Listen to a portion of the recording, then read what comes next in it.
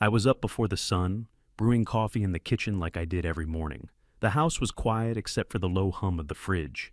At exactly 5:41 a.m., Lauren's phone buzzed on the granite next to the toaster. One buzz, then the screen lit up. I glanced over, not thinking anything of it, and there it was. A message preview that slapped me harder than any punch could have. "Counting the minutes till I see you, gorgeous." My thumb twitched. I didn't touch it. I didn't breathe. 21 years of marriage, and I'd never once checked her phone. Not when we were broke, not when we were tired, not when I probably should have. But this was different. At 6 on the dot, her alarm went off. She came in yawning, hair a mess, wearing the same old sleep shirt she always did.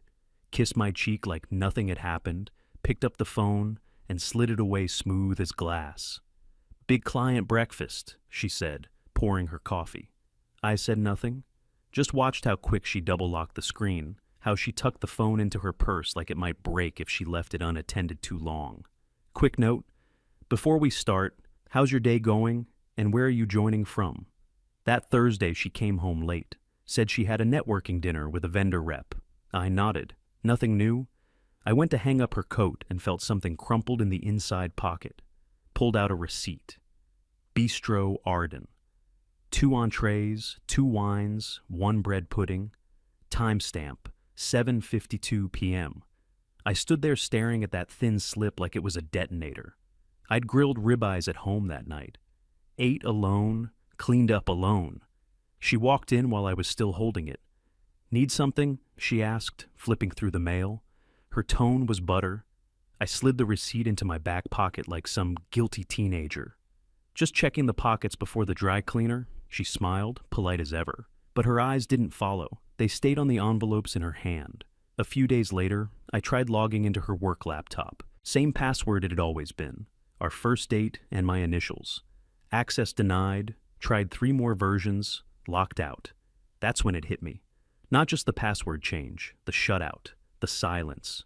Her assistant Kelsey started taking my calls. Sweet voice, fake laughs. "Oh, hey, Dean. Lauren's in a meeting. I'll tell her you called." She never told her. She called my wife Lauren, not Ms. Walker. I could hear a giggle just before the line went dead. I told myself I was imagining things. But, let's be honest, deep down, I already knew. She headed upstairs after that kiss, heels clicking soft against the wood like she still had music in her head. I sat on the couch in the dark, pretending to check email, but really just staring at the corner of the TV stand.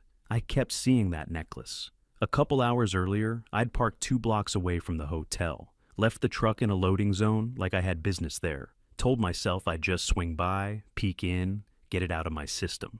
The ballroom was on the 2nd floor, gold trim everywhere, floor-length curtains, the kind of place where even the napkins looked expensive.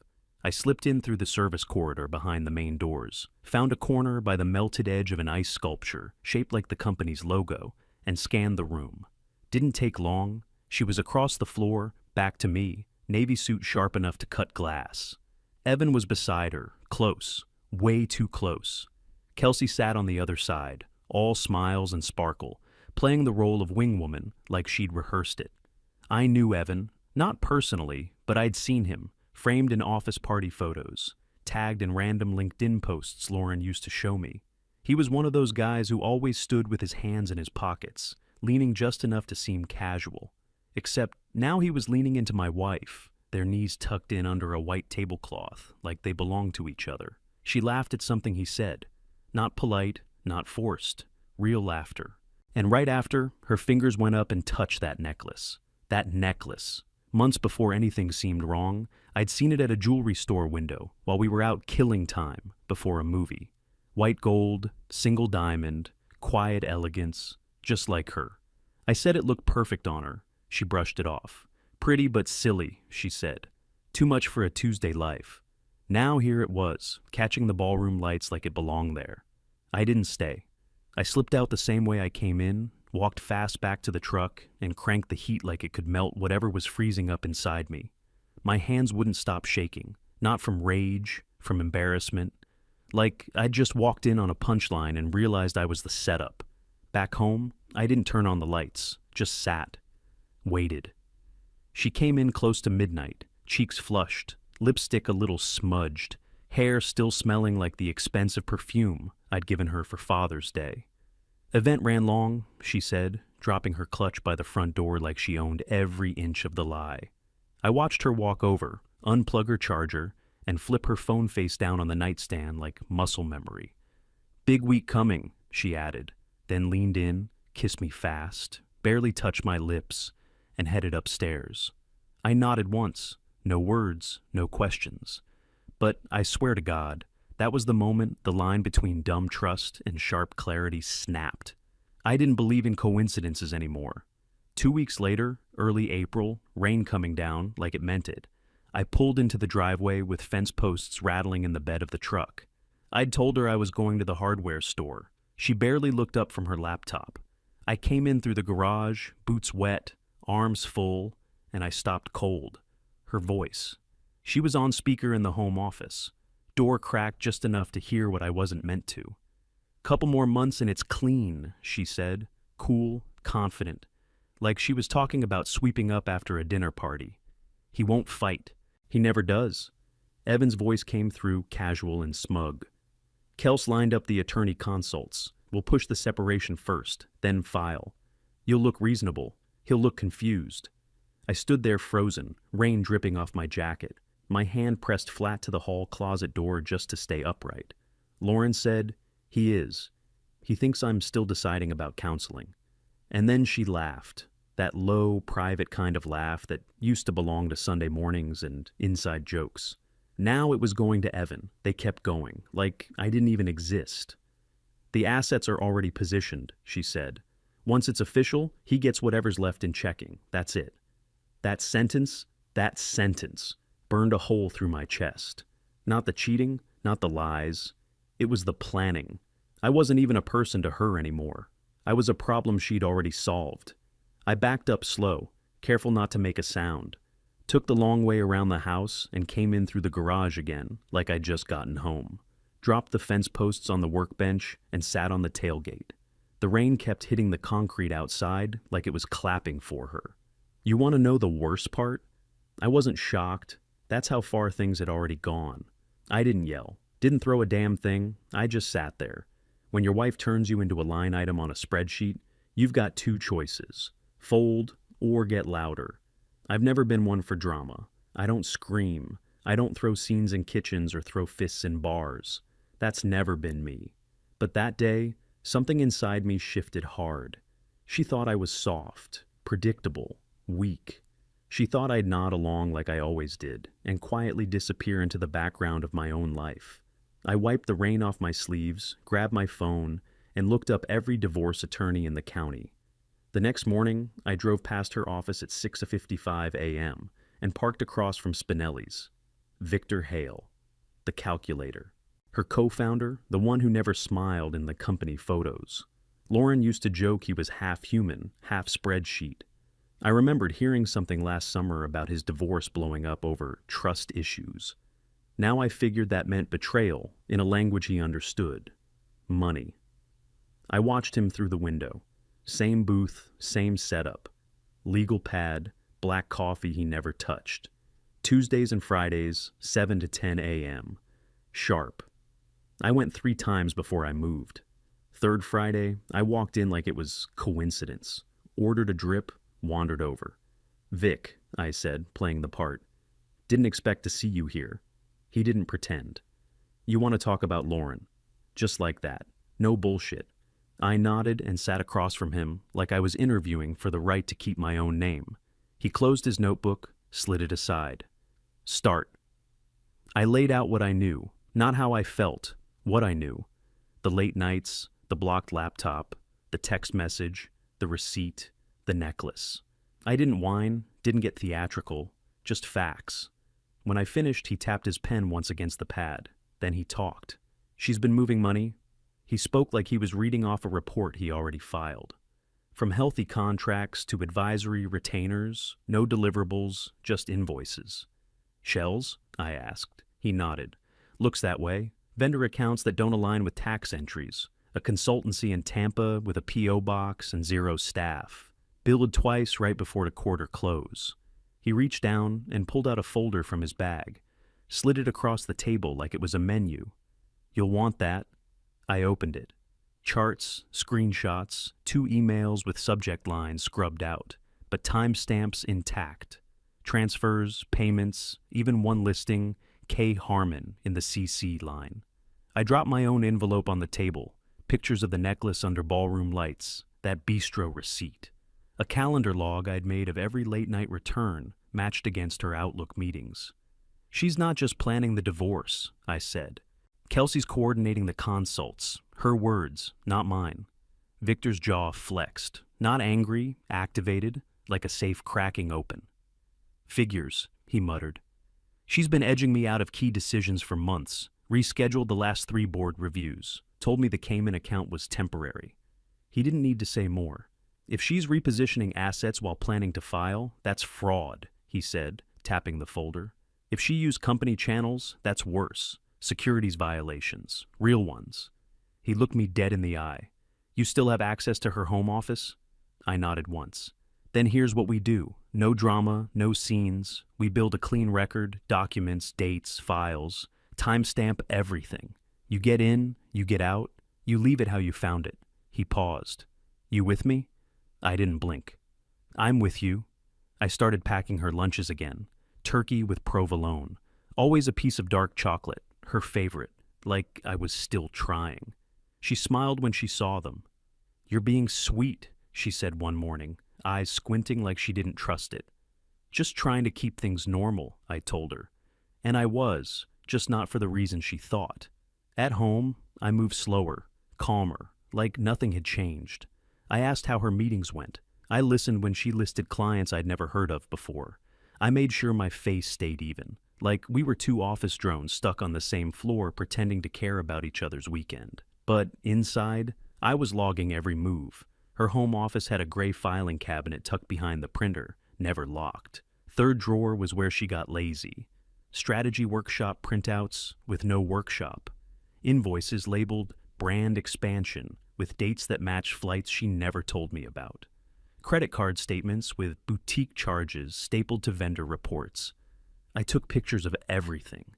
Did it quiet, quick, and dumb. Like I didn't know what I was doing. Victor told me not to organize, not to clean up after myself. "Leave it sloppy," he texted. "Let them think the chaos is theirs. They relax when they think you're stupid." I used a burner phone I bought at a strip mall for $49, cash. Taped a piece of cardboard over the shutter so it wouldn't click. Kept it inside an old tackle box under my workbench, next to the oil-stained gloves she never touched. One night, I found a folded paper trail inside a gift bag she'd shoved in the closet. Cayman bank instructions, hidden under a birthday card from 2 years ago. The kind with glitter that gets everywhere. There was a yellow sticky note on the transfer form. "Kay handled the wire. Destroy this." She meant Kelsey. She didn't destroy it. I took a picture and almost laughed. Victor's reply was one line. "She's cocky, that helps." I started laying breadcrumbs, made a loud call in the kitchen with my brother, right when she was unloading groceries. "Yeah, I don't know, man," I said. "Some weird investment docs came across my desk. Might need an accountant to look it over. Real odd stuff." I watched her freeze for a second before pretending to care about frozen peas. Next day, I left a forensic accounting pamphlet open on the dining table, one I picked up from Victor's lawyer contact. She didn't ask about it, but she did spend 5 full minutes explaining nothing over dinner.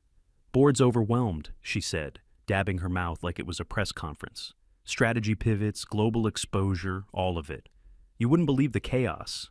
I didn't respond. I just chewed slow. 2 days later, Victor texted me again. "She's moving too fast. Transfers pinged. Good." That was the game. We weren't trying to stop her. We wanted her confident, sloppy. Sure that I was still the fool who grilled ribeyes for one. Every lie she told now came with a timestamp.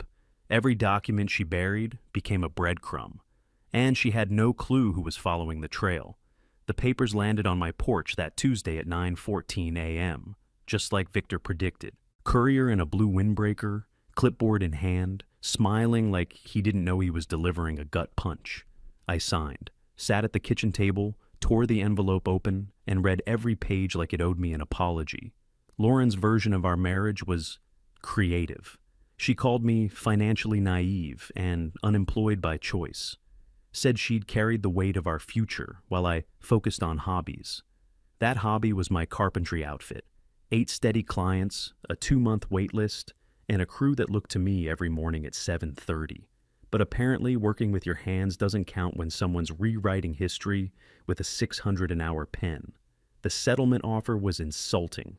8 months of rent in some shoebox apartment and a handshake goodbye. She kept the house, the retirement accounts, the equity in her company, everything. I didn't call a real lawyer, not yet. I hired Gerald Boone, cheap, overfed, and semi-retired. Every guy in my bowling league had a story about him screwing up paperwork or falling asleep in mediation. I picked him on purpose. Meanwhile, 3 nights in a row, I met after hours with Denise Park. She looked like a librarian, but had the brain of a wrecking ball. She didn't ask how I was feeling. She asked for folders, passwords, timestamps. She took notes like a surgeon charting a bypass. Officially, she was a consultant. In reality, she was a forensic specialist Victor trusted more than anyone. Court day came fast. I wore the same navy suit I'd worn to my nephew's wedding, too tight in the shoulders now. I added a box of tissues to my pocket and didn't iron the shirt too well. Looked like a guy who just wanted to move on. Boone mumbled his way through the intro. Lauren's attorney, some firm type with plastic perfect hair, grinned like the check had already cleared. The judge looked bored. I nodded at everything, agreed to every line they thought I was too tired to understand. I just want to be fair, I said. Lauren built so much. The judge smiled like I was a model ex-husband. Boone looked surprised I'd said something complete. Lauren squeezed my shoulder on the way out, like we'd just wrapped a community theater play. I let her. She didn't see the clause Denise slipped in, tucked between sections on asset finality and third-party financials. A quiet little line that redefined legitimate to exclude anything created through fraud or concealment. In plain English, if it was dirty, it was off the table. The ink dried on it that afternoon. Lauren left with victory in her eyes, ready to pop champagne and call her accountant. I left with a signed plan, backed by evidence, ready to burn every lie she built down to the foundation. The next morning at 9 sharp, Victor walked into the boardroom and took Lauren's chair like it had always belonged to him. No permission asked, no smiles given. He plugged in the projector remote and faced the room. 10 suits, 3 laptops already open, nobody looking up. "We have a problem," he said. Click. Up came invoices, Tampa P.O. box, wire transfers to an offshore account, all labeled consulting. Click. Emails. Kelsey's company address coordinating transfers to bundle before close. One even said, "Push this week, timing's tight." I sat in the back corner, not in the spotlight, not on the payroll, just the guy who waived the foreign assets. I didn't need to follow every word. The board did, and they did not look okay. One guy near the end of the table muttered, "That's my sign-off." Another leaned in like he wanted to disappear behind his laptop. Victor stayed calm. His voice never broke pattern. "These funds left without proper audit trails. Some appear structured to avoid standard review. The dates," he paused, "align with key points in Ms. Walker's divorce timeline." Another click. Yesterday, her ex-husband, his eyes flicked to me, waived rights to foreign advisory assets. He let that hang. Lauren didn't sit. She stood beside the whiteboard, arms crossed, blazer sharp, jaw tighter than I'd ever seen it. "This is a selective reading," she snapped. "We diversified risk. That's our job."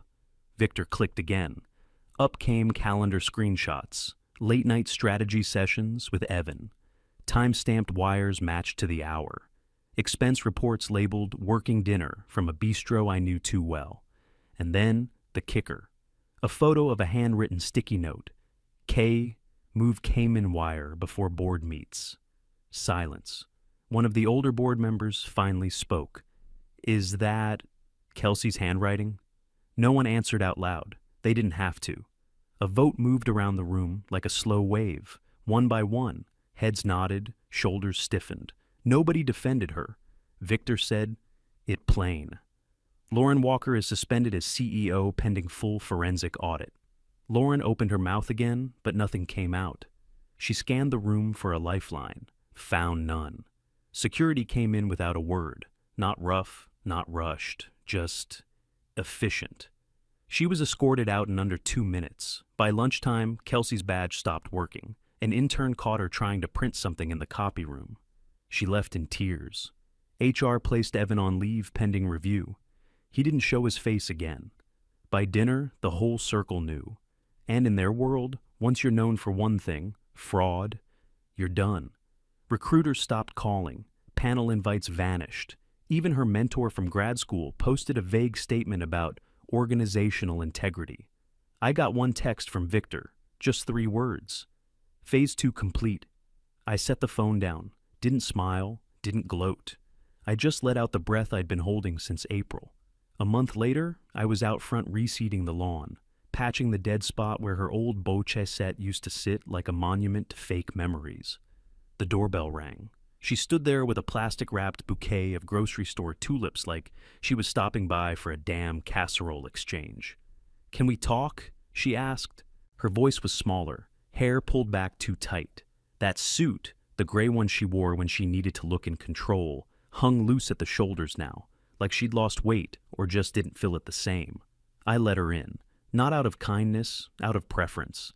I like endings with the lights on. She sat on the edge of the couch, like she thought this was some type of negotiation. I forgot what mattered. I made mistakes. We can build something better. It was all smooth and slow, like a practice speech. No stuttering, no apologies either. Just framing. I didn't say a word, just let the silence stretch so long she started to think it meant something. Then I walked to the cabinet, pulled out the folder, and dropped it on the coffee table between us. 3 things inside. A printed email where she called me the easy exit. A bank statement showing a $185,000 wire, sent 2 days after I asked if she wanted to spend a weekend in Asheville, and a calendar printout. The entry said, "Attorney, final numbers." Her hand hovered above the folder, like touching it would confirm something she didn't want to admit. I looked her dead in the face. "You didn't just cheat," I said. "You ran a play. You figured I'd nod along like always. That's on me." I leaned forward. "But the rest, the fraud, the lies, you did that free and clear." She opened her mouth, tried that soft, breathy voice she used when she used to want something. I let her finish, didn't respond.